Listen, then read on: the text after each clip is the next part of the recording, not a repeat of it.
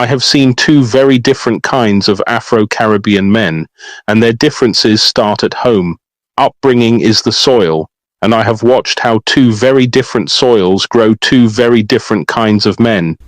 I have spent years watching how Afro-Caribbean men are shaped, and the contrast is hard to ignore. Over the years, I have noticed something when it comes to certain types of men, specifically Afro-Caribbean men raised in strongly religious households. Many of these men grow up with a deep respect for structure, tradition, and moral codes. On the surface, this sounds like a strength, and in some cases it is. But the flip side is that this upbringing can also produce a kind of mental rigidity.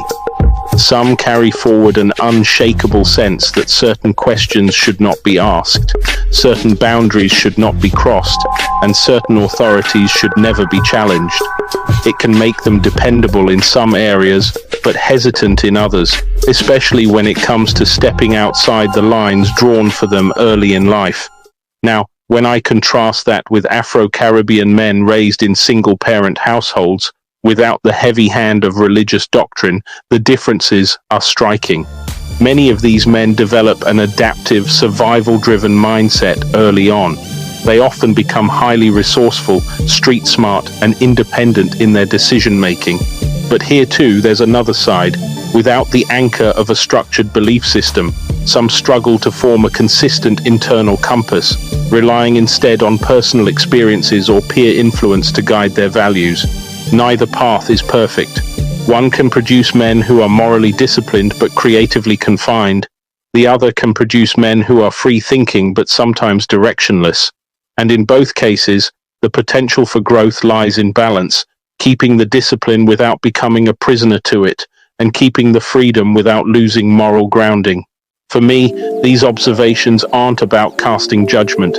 They're about recognizing the invisible scripts we inherit from our upbringing and deciding, as grown men, whether we're going to keep reading from the same page or start writing our own.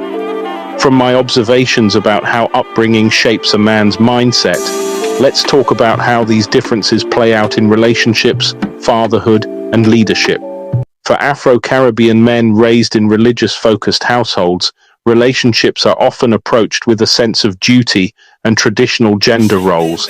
There's usually a strong emphasis on commitment, providing, and maintaining family image. As fathers, they tend to lean heavily on discipline, moral instruction, and setting clear rules, often echoing the patterns they saw growing up. In leadership, this can translate to being reliable and principled,